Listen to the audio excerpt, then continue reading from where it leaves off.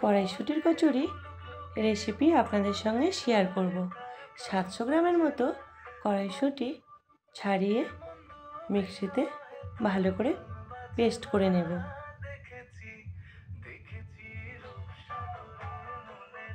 Paste করা হয়ে গেছে।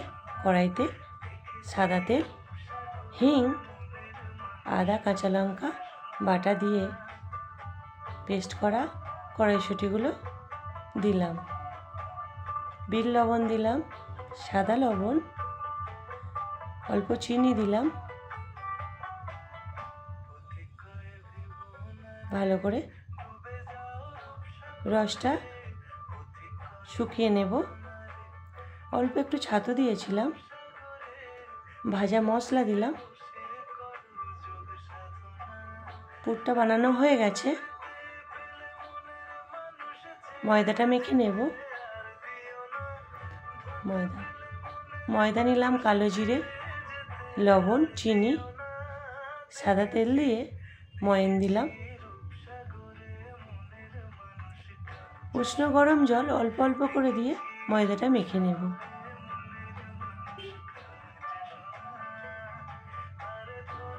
মাখা হয়ে গেছে, লেচি করে নেব।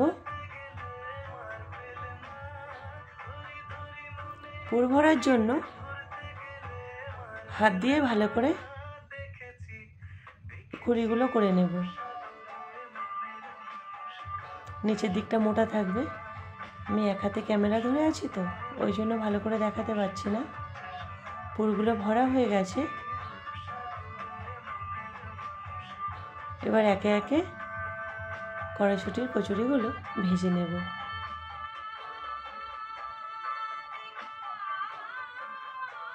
সবাইকে জানাই অসংখ্য ধন্যবাদ, যে যেখান থেকে আমার ভিডিও দেখছেন।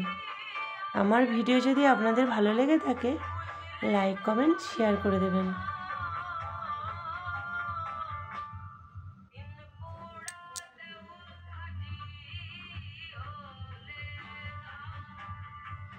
কড়াইশুঁটির কচুরিগুলো সব ভাজাই হয়ে গেছে।